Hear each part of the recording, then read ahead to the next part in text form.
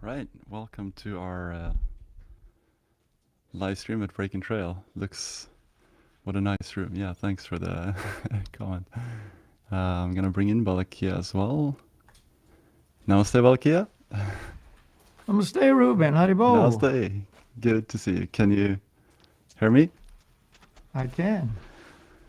Awesome. I can feel your fire as well. I feel the warmth. Wow. Yeah. Man, it's -17 out here, so that's why we have two Oh. fires. We gotta get it. We gotta have it going, you know. Oh. Yeah. Yeah. -17 is enough to make you do something different. And it's normally -17 where I'm from in north of Sweden wouldn't be a big problem, but here when you have the ocean, the open water right nearby, it's really intense. Like it's really cold. Yeah, it burns when you go out. Yeah, exactly. It does. You feel it in your face, like. Yeah. Yeah. Yeah. All right. So I'm just gonna. I don't envy that part. But you like the cold as well, I know. So. I like the cold, but that kind of cold is not fun for anybody, you know. Yeah. Yeah. You know, it's just, there's different kinds of cold. I mean, like you say, 17 can be many different 17s. Yeah, that's true. There's like sun's out or no sun or wind or moisture or all that together. Yeah, exactly. That's how it is, you know. But it's kind of a reminder again about so the topic we had today, adapting to changing world. Like the world outside is not always so easy, you know. It's a tough place to be in. Yeah, and you know, you can start by adapting to the ever-changing weather.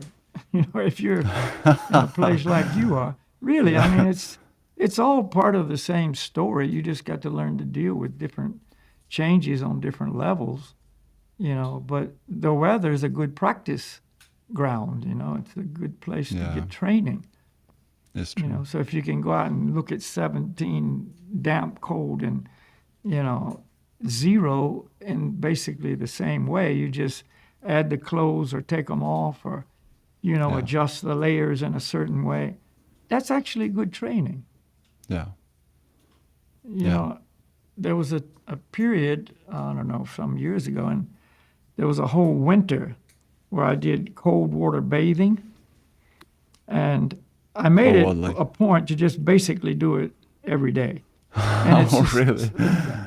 And part of the winter was in Norway, and I was all up in northern Norway, up around Narvik and so on, and just go down and get in the water, you know, and it'd be minus whatever it was. or cut a hole in the ice in Oslo, and there was a river there, and we cut a hole in the ice. We go through the ice, or in Canada, or whatever. But the point is, overall, it wasn't good for my body because of the constitution of my body, brought the constitution predominant, and it was very stressful on my kidneys. But it was the mental part that I liked the most because, it's before light in the morning and it's doing whatever it's doing weather-wise. But your agenda is you're going to go do that. Yeah. Whether it's this way or that way or another way. Whether you feel like it, whether or not, like you just... Yeah. And you got to just take your clothes off and get in that water. And your mind, you have to really adjust the mind. I mean, the mind has to just overcome all these challenges, like, don't do it, it's too cold, it's going to freeze. Or you're already anticipating, misery before you get there. But you just learn to overcome that. And it's really was a mind strengthening tool. I'm not recommending this to anybody else. That's just something I did. But I did notice that part of it was really, really something dynamic, Yeah. Because hardships in life come in many different ways, don't they? Yeah. They do. Like right now, I mean, in your little advertisement, I think you mentioned a few of the obvious ones right now, like COVID-19 crisis or, losing someone you love or, and this is a day in a life, really, in the material world. Always something. Yeah, it's not surprising that it is like that. That's So you can gain those mental strengths and stabilities, but that only takes you to a point. And then you got to go to another level. You see, and because like going in cold water, that was strong on one level of mental strength. Yeah. But there's so many levels of sentiment and emotion and fear and anxiety, not from that kind of a situation, but on a deeper level, personal attachments and, real, losing what has been your foundation or your strength or, your source of happiness. And so that's another whole dimension. It is, but I see what you mean in the sense that when you learn to do those small things in your daily life, like it's your daily activities and that can prepare you for the big things. So it doesn't need to be like, the small habits, the small where you take a step back and you don't have to follow your desires, but you follow a higher guidance of what will be good for you. Like you use your intelligence and see, so I need to do that, even though my desire may be this and that, but I need to do that. And you take one step, and then you're prepared for right, yeah, whatever may come. Breaking trail one step at a time. And that's the name of our podcast for those who haven't joined us before. Yeah. Yeah, that's how we have to approach everything in life. Yeah. In our scriptures that we study in Bhakti Yoga, it refers so often to the gradual process, of Bhakti Yoga. It's not like the modern times when everybody wants something instant, You just do a little something, you take a different pill or whatever you might do to get an instant result. We're so accustomed to, well, it didn't work. How long's it been? 1 hour, 2 hours. Oh, I've been doing this for 1 day and nothing happened yet. So on these levels of life that we're talking about, it's a gradual process. Yeah. And you're familiar with Ayurvedic medicine, I know that. My wife is studying that for anyone who doesn't. Yeah, so we're talking about it all the time. What were you going to say? But one thing you'll notice about Ayurveda is when you get a treatment from a real Ayurvedic doctor, Mm-hmm. it's not instant. It's slow because it's the idea of kind of restructuring and rebuilding and changing a lot of Exactly. things on a lot of different levels. Yeah. And Yeah. that doesn't happen overnight. Yeah. And so Ayurveda, for a lot of people, is not very popular because it's just too slow and Yeah. too involved. You got to do this and do that. And, it's like, oh, just give me a strong medication. That can fix that. I'm on a I just met that's a long time for like 3 months ago. I met with an Ayurvedic doctor who told me, so for the next 3 months you need to keep a vegan diet, no sugar, no wheat. So I'm doing that now. I'm like keeping to get some mucus out of my system, and then we had a follow up, and he said, it will be best for you if you keep doing that until next summer. I'm like, oh man, no, no sweets, no honey, no dates. Yeah. So Anyway. that takes a mental adjustment, Oh man, yeah. or Mm. but also an acceptance. You Right. just have to Right. accept it. Okay, this is the new story. Yeah, and once you've done that, it's not like Lynn cooks something and she asked me like because I usually drink milk in the evenings. That's an Ayurvedic thing that you do some spices and just a little cup of warm milk in the evening to help you rest and replenish the body. And she says like, well, wouldn't you like some? And I'm like, well, I'm not even interested because I know I've already made a decision like that's not the way I'm gonna go right now. So I don't have to rely on my willpower to do these things. Right. It's like a decision I've made in my life, and then that's the way I'm gonna go. It's not in my life. It's not in my world right now, at least for the time being. And that's I think an important lesson for spiritual life as well. And another point in connection with all of this is knowledge. You've gotten the knowledge from someone you trust, Yeah. who is your, immediate authority on this mucus issue you're dealing with. And so you just accept it, But without knowledge, you're just floundering around. Oh, you do this for a little while, you do something else for a little while, and maybe, one of those things that you do is counterproductive. It's going in the exact opposite direction of what direction you should be going in, but you don't know that. Mm. It sounds good in the beginning, and then it comes out later that it was, a mistake to do that for your situation. So in other words, an authority that has actual knowledge that can guide you properly is mandatory. Yeah. And that's just in material life. But when we talk about spiritual life, it's even more of an unknown subject to the general world. Yeah. I mean, this is really in the dark for most people.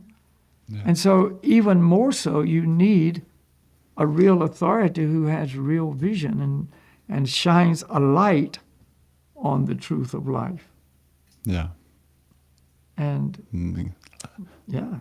And I have a quote actually that I would like to read, and this is actually from such an authority. This is from one of our spiritual teachers, because this is just to the essence of what we're dealing with. He says that suffering in this world is natural for the spirit soul, just as it is natural for fish to be suffering and unhappy when he's not in the water. What's unnatural is not the suffering, but the spirit souls being here in the material world. What's unnatural is not that the soul is unhappy here, but the fact that the soul is here. So yeah, I just Yeah. Yeah. Perfect. Mm-hmm. And why is it that the soul is suffering in this unnatural condition? Is because the nature of the soul is to be happy. Mm. And when we're not happy, that nature is counter nature, so to speak. It's like I'm supposed to be happy, but I'm not. And you feel Why that, am I not happy? But due to lack of knowledge, we don't know we're not supposed to be here. yeah, that's true. And then we You think know. that it's the problem with how we're externally like placed in above the water, but the problem is that we're on land. We need to get back into the water. Right, right. Yeah, so the fish that thinks it's a terrestrial is never going to solve the problem. Mm-hmm. He doesn't even know he's supposed to be in the water. He just knows he's suffering on a bummer, you know. Yeah. And so he's always trying to find some solution, you know. When a little rain cloud comes and he gets, you know, a little shower of rain, he's thinking, man, I feel good now. Wow, this is so nice. You know, it's like the new girlfriend or something, you know. Like, oh, I feel really good now. Get some temporary relief. You know. And then the rain stops and the sun comes out, and, you know, the suffering is more intense. And he's even feeling worse because there was some relief and now it's been taken away. Yeah. And now he's in more stress, etc. So, yeah, that's what we have to do, is understand exactly what you perfectly presented there. You know, the suffering in the material world is not unnatural. Being here is unnatural. And but then what do we do with that? I guess is the next step. What we do with that knowledge, because we are here. We are here. But again, back to knowledge and guidance, we can learn how to redirect our mental and physical activities so that we're experiencing the spiritual realm, which is our true realm, because we are all spirit souls, you know, in temporary material bodies. So you're not going to solve the problems of the material bodies always changing and all the, you know, pain and suffering and ups and downs and so on. It goes with that on both levels, physical body and a mental body. That's just how it is, you know. Yeah. But understand that we are not that, and we're getting our real happiness and strength and foundation from a spiritual source, a spiritual, you know, connection and spiritual nourishment and spiritual happiness, you know. And so all that stuff that's going around us, you know, we're not trying to stop that. We're not trying to perfect the material world to make it suitable for the spirit soul, but we're trying to perfect our relationship with the supreme spirit soul so that we can always be in that contact and that shelter. Yeah, because I guess the body is one aspect, but the bigger aspect is, yeah, but it's the same, the bigger aspect being the world around us that is always changing. And you know, now it looks like it's, you know, you can discuss this in many ways, but we can just say that the world is changing really fast, and things are happening that we didn't think would ever happen, you know, would ever happen if we look back a while ago. So much unexpected things happen, so much, and you know, yeah, you might have a lot of fear, but I guess is that what you're speaking about? Some sort of detachment then from the world, because that's what we need. I guess we need to be like not clinging to the world to give us the happiness and the shelter and the safety that we need. Yeah, it is. It's every yoga teaching that you can find, if it's a true yoga teaching, always is talking about that exact subject, non-attachment.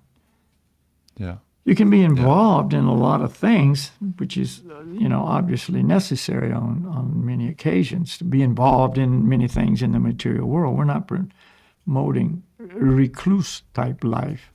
where you just yeah. go off to some spot far away from everything and exist in a reclusive environment. But we're saying, you got to be involved in a lot of things, whether it's jobs or family life or, the nuts and bolts of keeping the body alive and whatever it is, but non-attached to it. It's not your source of happiness and strength and satisfaction. Yeah. You're just dealing with it as you need to. And therefore, when it comes, it comes. When it goes, it goes. In Bhagavad Gita, the Supreme Lord teaches that the happiness and distress of this world is like the coming and going of the winter and summer seasons. Yeah, now you're experiencing the winter season. It's calm. What are you going to do about it, But it's going to go, and then there's going to be the green summer. I mean, the green winter. The green winter, yeah. That's what they call it. For those of you who don't know, Norway can be cold all year round, Not as cold as minus 17, but one time I was in Røros, Røros in Norway. It's over by Sweden. It's one, if not, I think it might be the coldest place, or one of the coldest places in Norway. Because anyway, it's so far really cold. Inland. Yeah. It's so far inland, yeah. And so I was there in the winter one time and talking with this local lady. We were renting a little room from her for a couple of nights. And I said, "Oh, how's it in the summer here?" She said, "Oh, you mean the green winter?" That was the first time I heard that saying.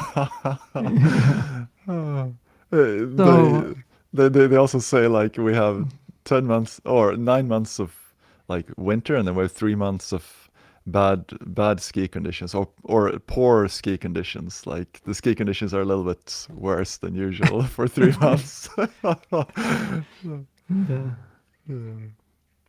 No. So anyway, you're not trying to change that. You're just working with that, So just like on that physical level, you buy the proper clothes. You learn about which is the best kit, they call it, to have, what works the best, and you try to arrange it so you have that, and it reduces the negative experience a lot, and if you have the proper clothes, like if you're out wanting to help someone that's in the cold, you don't go out with your summer clothes and freeze to death in 20 minutes, but you make sure to prop up yourself with the good clothes yourself, so you go out there and well prepared to help others. Right. Exactly. Good analogy. So if you want to help others, you got to be prepared yourself. That's kind of the idea. Yeah. So, by nature, we want to help other people. I mean, we can become so self-centered and covered that we kind of lose all compassion for others, and we don't care about other people. It's all about me, exploitative mentalities. This is a very covered condition, but it's not the nature of the soul, And those kind of people are the most miserable of all, because it's further away from their nature. But the real nature of the soul is to help other people, because mercy and compassion and care and concern for others is part of the soul's true nature. Yeah. So, the more you are on that level, the more you're close to your real self. So, back to that general idea, you want to go out and help somebody in the cold, you got to be prepared yourself. If we want to go out and help other people, just in general, in their life, then we've got to be prepared ourselves. Yeah. So that again comes back to knowledge and guidance, and I understand what you need, and I have the understanding of how to deliver what you need. Not it's coming from me, but I'm just the postman, so to speak. I'm delivering the message I'm delivering, the advice and the knowledge. And, Yeah. with encouragement and some obvious real care there, people can sense that this guy really cares about me. He's not asking for money. It's not like he cares about me because he's going to get something from me, Yeah. but he just wants to help me. And people can sense that. I mean, we're all sensitive beings, aren't we? Yeah. Yeah. Yeah. So, if you've got that ability to deliver that solution or help, then you're going to be successful. You're going to be able to do something Yeah. without getting damaged yourself. This is the next point. Yeah. Like you said, if you got the right clothes, you go out and help somebody in the cold without freezing yourself. And yeah. So, that comes back to the general concept of attachment. If we can operate with true love and compassion without getting attached, see, then we can do much more, because attachment and all this kind of blinds us to many things, and we can't be objective. Like a doctor has amazing knowledge of how to operate on you for whatever your condition may be, but he's not attached. If he's too attached, it gets in the way of his ability to perform. Yeah. Yeah. And then if something does go wrong, and inevitably it can in any situation, he knows I did the best I could, and then he does whatever he can to rectify whatever may have happened. Exactly. But he's not, it's the attachment that's the problem. And that's what keeps us in the material world. That's what keeps us here, lifetime after lifetime on the wheel of birth and death. I'm too attached to leave, kind of thing. You're kind of bound up by all your, like, and how does that look in practice? Like, you're bound up by your desires and your connections to the people around you, or? Yeah. Like how many times have you seen in your life, and I've seen in mine many times, and everybody, it's obvious that a certain individual, could be ourselves, it could be others, should leave a particular situation. It's time to go. Oh, yeah. But you can't leave because of the attachment. Yeah. So you stay there and subject yourself to, so much hardship and suffering and, all kinds of things, because you can't leave. Whereas if you weren't attached, you'd have been gone long ago. It's kind of like when you're angry, or when you you just you can't leave because you just want to get hit back. You want to be like, I'm gonna get you. I'm gonna be right. You can't give up the argument. Yeah. You can't. You want to have the last blow. Exactly. Oh. Yeah. So attachments are not in our favor, but a spiritual attachment, that's on another different level. So we learn in Bhakti Yoga that the material world and the spiritual world are the exact opposites. And like we're talking about, the natural environment for the fish is the water, because the fish is an aquatic. So the natural environment for the soul is the spiritual world, because we're spiritual beings, spirit, soul in the spiritual world. That sounds correct. Sounds like it fits, yeah. But spirit, soul in the material world, I don't know. It's kind of like oil and water. You can put them together, but they never mix. So that's the idea. As long as we're in this world and attached to this world, we will stay in this world. And just like you read the quote from our spiritual teacher, it's not the material world that's the problem. It's our being here that's the problem. So one of the first steps in education of the truth of life is knowing who I am. I'm spirit soul. I'm not the material body. Yeah. That's a big, big, big step. That's huge realization. Huge. I'm not the body. Yeah. And that includes the physical body and the mental body.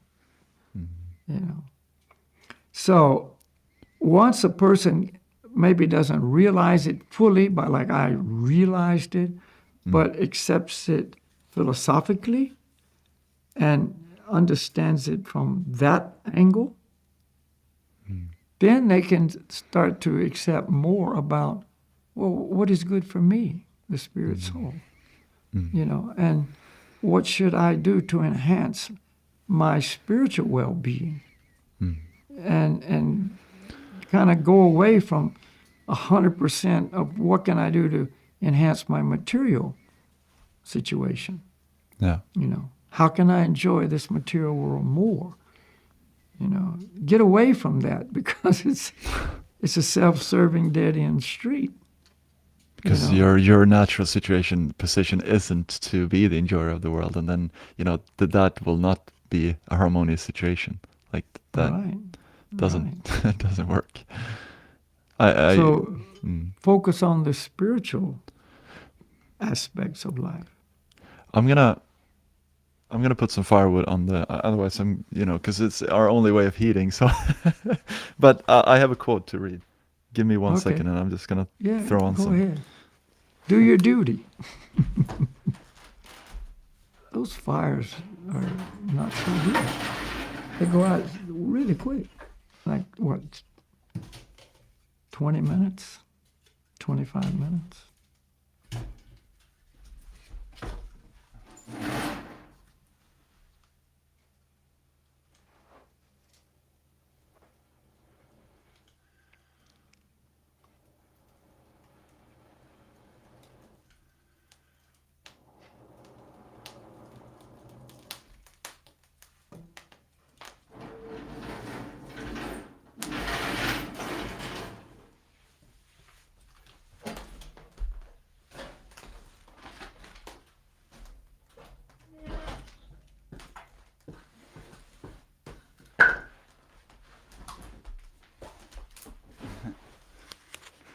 All right, I'm back. This is a unique podcast. You get to watch fire kindling, setting fires. And Yeah. I just saw on the news where some family I think it was somewhere in the States, Michigan or somewhere. Anyway, they had a big mansion. They just paid $1.8 million for it. But they had an infestation of snakes in the house. Snakes. Okay. So they were trying to eradicate the snakes by setting some burning embers where this nest of snakes was, to smoke them out. Oh. And then they left the house, and the embers caught the whole house on fire, burned it to the ground. Yeah, that sounded like a bad idea. So they got rid of the snakes, but rid of the house at the same time. So anyway, I thought that was kind of unique. You gotta have a better long-term solution, But Yeah. I was just gonna read. This is another quote from our spiritual teacher. This is just. I'm just gonna read it. How can we find perfect harmony in an imperfect world? Perfect world means no fear, no cravings eating at our heart and mind, no anger plaguing us, no frustration, no anxiety or fearfulness, no envy. And where you have the positive happiness of peacefulness and ananda, spiritual love for the supreme and love for others. This is harmony. And unquote. And that's the spiritual world. Vaikuntha, I remember we talked about that before. You had to talk about this life without anxiety, Vaikuntha, the spiritual world, the world without anxiety. Yeah. So So again, it's the nature of the soul to be in harmony with the Supreme Lord and others. Exactly. And that also includes in harmony with nature, because nature is also an aspect of the Supreme Lord. And so the laws of nature are already in place, and our position is to harmonize with those laws of nature. And that includes So if, the law of karma, yeah? Just, yeah. And if you look at all these problems plaguing the world today, it's like, it's because of inharmony. You see, people aren't harmonizing with nature at all. There's trying now an attempt that we've almost destroyed everything to, let's kind of now harmonize, But it's as far down the road. It should have been done from the very beginning. Then you wouldn't have all these dramas, and, harmonize with each other and all the conflicts that we are seeing is because of self-centeredness, lack of harmony, not following the plan, not doing our duty in connection with the divine plan of life in the material world.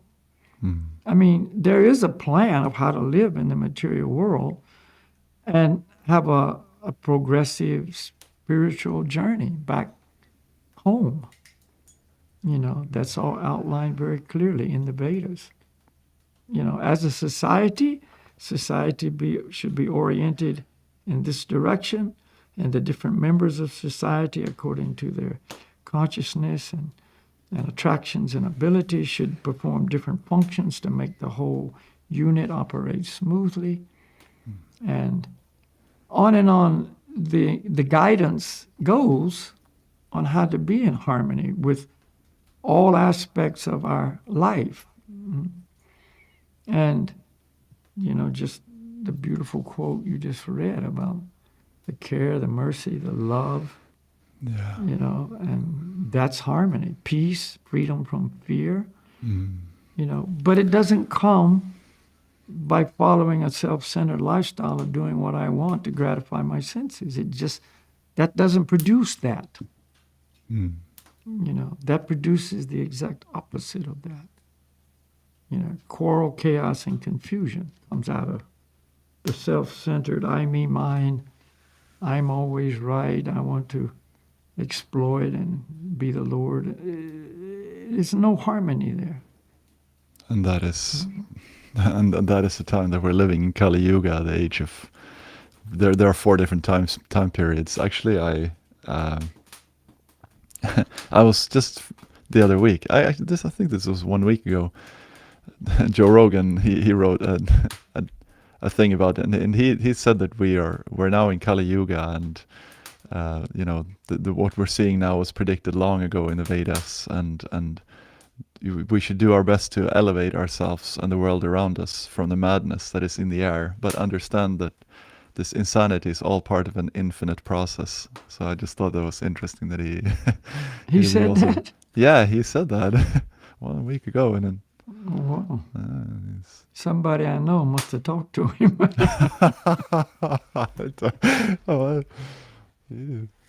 Yeah. Yes. It's true, the truth is true. It doesn't matter who it comes from. Exactly. It's true. Exactly. And it's been said since the beginning, you shall know the truth, and the truth shall set you free, And that's an eternal truth. And if we don't have the truth, then we have non-truth. I mean, there's one of 2 things. You either know the truth and embrace that, or you have non-truth and embrace that. And then the 2 results will be very different. And, if you just adopt one little point of the truth, that's that much. And, gradually we might want to add more truth and discard more non-truth as far as our platform of life that we operate from. And, and that's what we should do, really. And just coming back to like how so if you see in like in practice in a person's life, they're, and myself as well, like dealing with fear, insecurity, and the feeling of in like that you're, yeah, kind of lost in the future and lost in the world because of the what's going to happen and how it's going to be, and taking care of things. Like, how does what you're speaking about, how does that apply and help one like me or like a normal person in this world that is seeing all these things and experiencing all these, like how does this help me deal with COVID and the small practical things, like, you know Well, what I mean? it's if you've really got that inner strength. What is fear from? Fear is from insecurity. What might happen? I'm afraid. And the main fear that everyone has is I might die. I mean, why are we afraid of high places, or why are we afraid of, you know, the dark, or because it's the unknown. I might fall down, and if I do, it could kill me or greatly injure me. Or I might, stumble on something in the dark, or there might be creatures in the dark. I mean, the mind can go crazy with that one. What's out there in the dark? Yeah, Or, that's true. dangerous situations with other people. I mean, some places in the world there's so much danger just from other humans, that are not wishing us well. They would like to harm us, rob us, kill us, exploit us. There's all kinds of fear. Or fear that I might not succeed in life, whatever our vision of success is.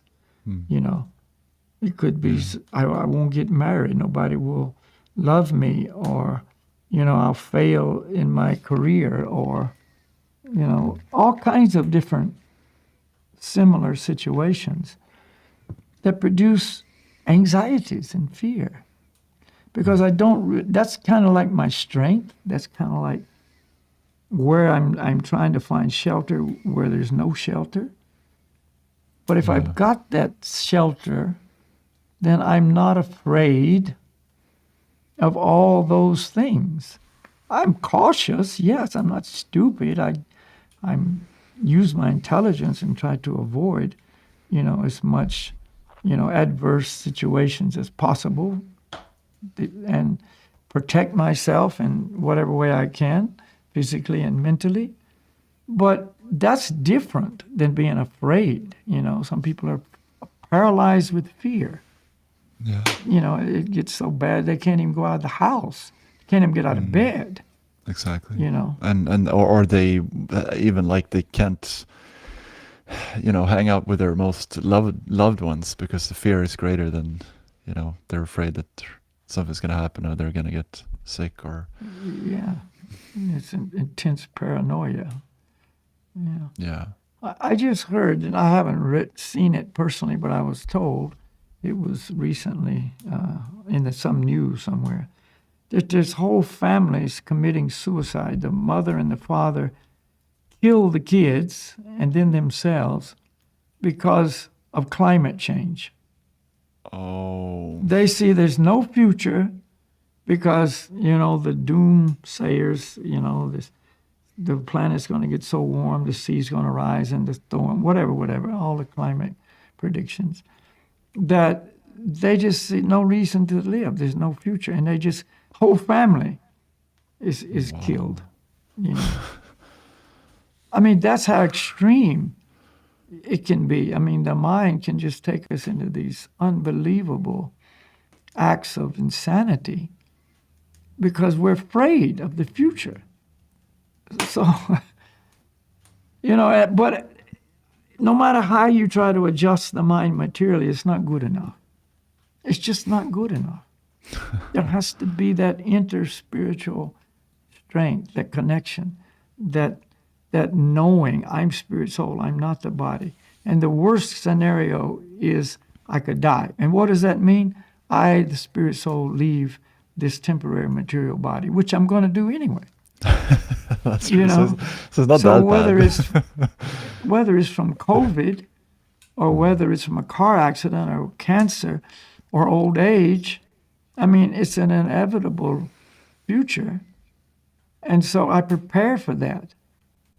And without fear, just calm preparation, and that means developing my spiritual strength, my spiritual relationship with the Supreme, and I'm solid in that.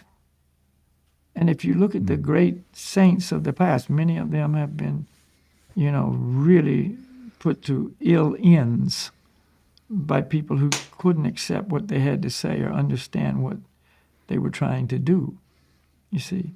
But they had another reason to exist, and it wasn't, the material comforts, but that's their service. That's what they were doing. I'm not saying we should be martyrs. I'm not promoting that. But the point is they had a different world they were living in. And and that was their strength. And then that love is like it shone through and it shines through so much that nothing can take it away. I mean, when Jesus was put on the cross and he says he begs his Father to please forgive them, they don't know what they're doing. I mean, to have that strength and to be able to he's begging his Father to forgive those people who just did the most horrific torture, murder that you could imagine. I mean, wow. Yeah. Yeah, that's the goal. That's the culmination of the journey.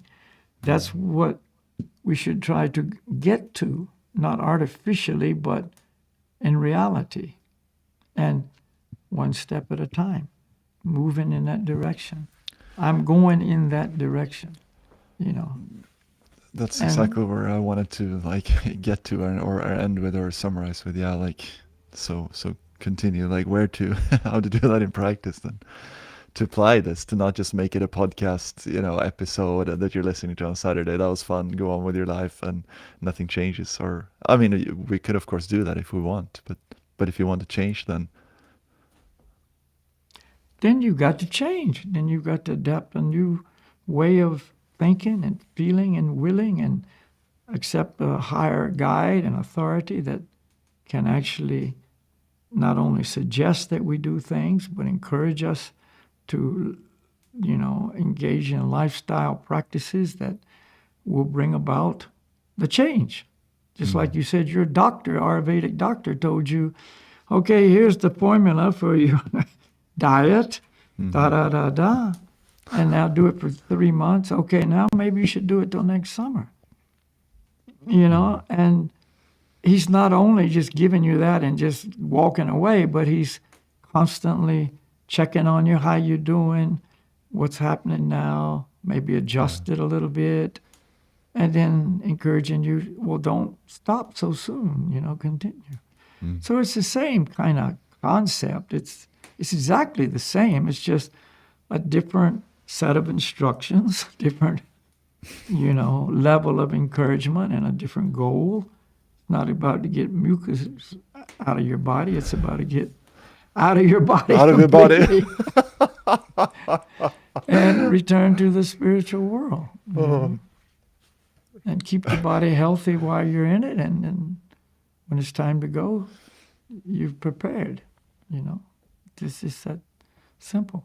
So let's end with the one activity that is the most pure, powerful, potent, and recommended of all activities that I can do using my body and physical body and mind. And that's chant these mantras, chant the holy names. I mean, this is the recommended process. This is what will gradually change a person's life. See?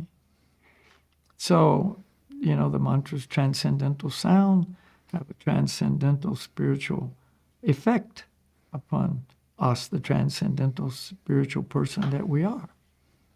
And it's simple, it's easy, and should be done on a regular basis. If one can do it every day, that's best. Even if a short length of time, but every day, you know, and that's going to produce an amazing result. And We this have is not anybody but the Supreme Lord promoting this. See, then all those representatives of the Supreme Lord promote his promotion. And we have a specific episode that's called the how and why of meditation, where you describe that in more detail, the various techniques additionally to what we're going to do now. So Yeah. So if anyone wants to check that out. So let's do that. We're going to chant a mantra, Gauranga Haribol. I'll put that on the screen. And I play guitar, and I chant that mantra, and then I stop, and everyone responds to what I chanted. Same tune, same words, etc. Just a repetition. And this is our main meditation in Bhakti Yoga.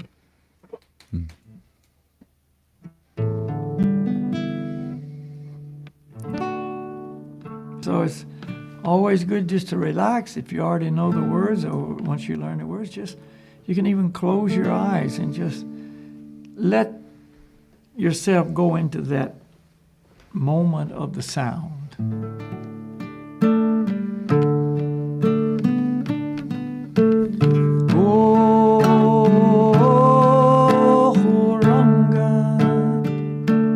Everybody.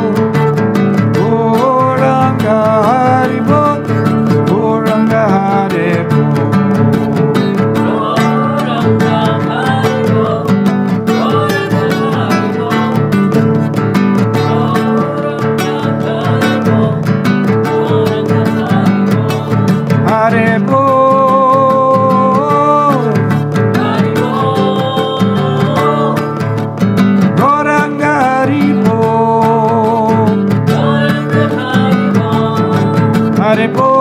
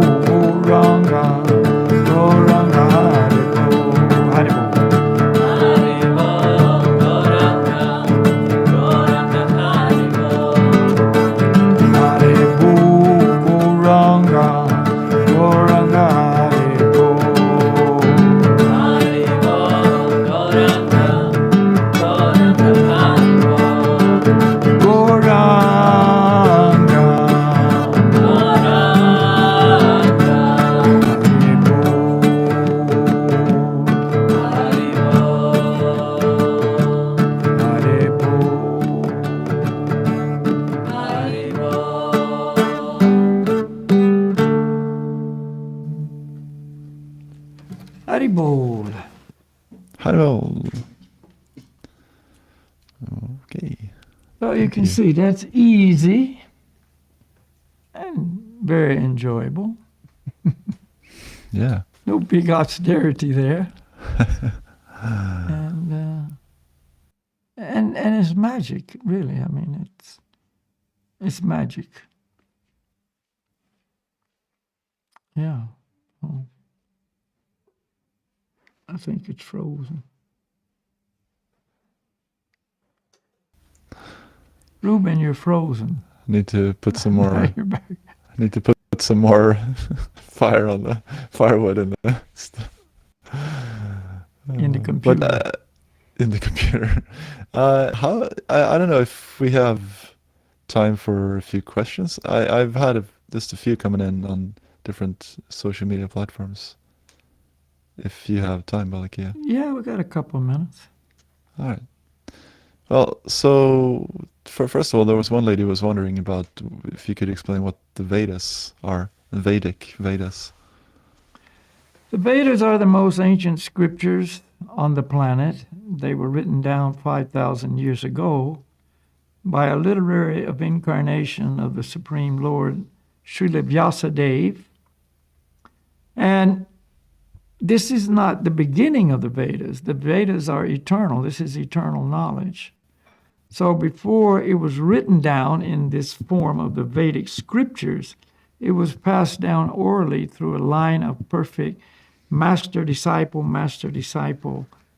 to the present moment. This is called a disciplic succession or parampara.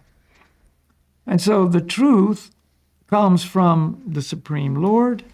He passes it down through his representatives. 5,000 years ago, this age of Kali Yuga, which Ruben referred to earlier, began. And one of the symptoms of us in the Kali Yuga is we have very short memories. So it was written down to facilitate our ability to grasp it. I can't just hear something one time and I've got it. I got to go back and study it and read it, et cetera, et cetera. And then this knowledge has been, presented by the great masters, presenting their expanded explanation of some of these truths. So this is the Vedic scripture. This is what they are.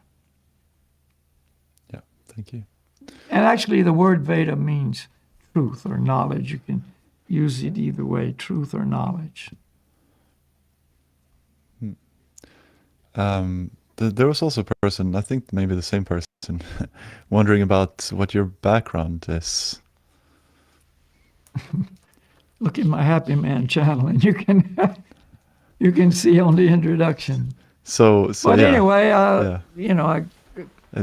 It's actually available on breakingtrail.life as well, our website. I linked to your video there, Balakhilya. Okay, But yeah. Yeah, that gives you the basic idea behind it.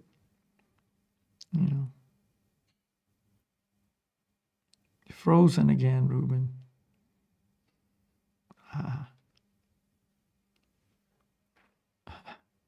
Ruben, come Gonna back. just gonna gonna come back. I just ran away for a moment to just swap my internet source. So at any moment now, I'm gonna probably Swap your what? kind of a source of internet from my phone to a Wi-Fi. But yeah, you've I mean, maybe it's not, but let's not.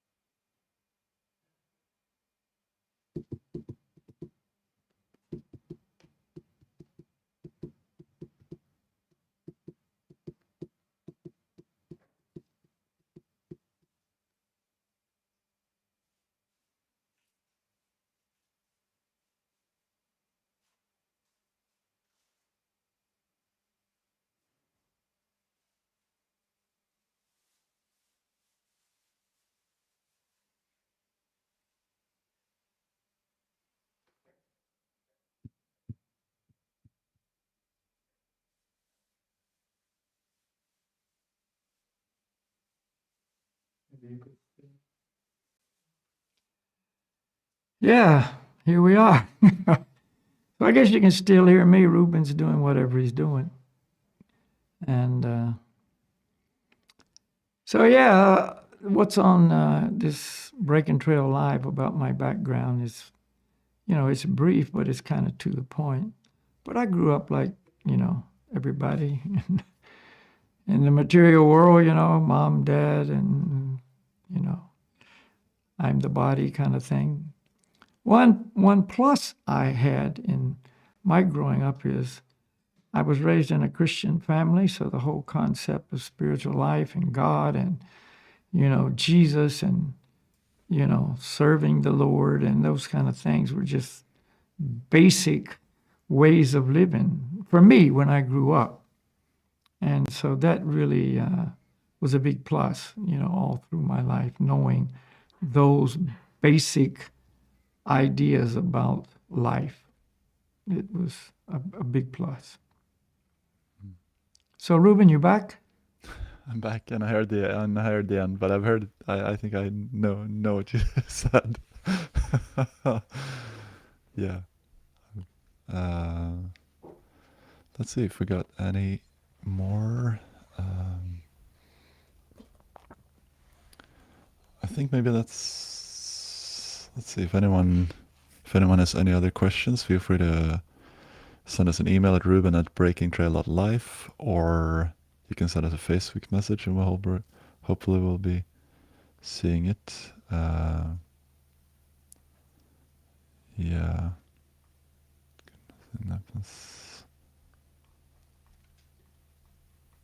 I think maybe just gonna check if we have anything on our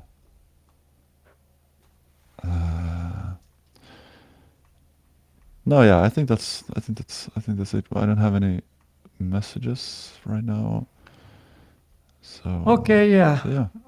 I need to run because I got Exactly. things You I have need more to do. programs going on anyway, so Yeah, so awesome. so everyone, let's, thank you very yeah. much for joining. Ruben, thank you for hosting it, and Yeah. always good to our back and forth Yeah.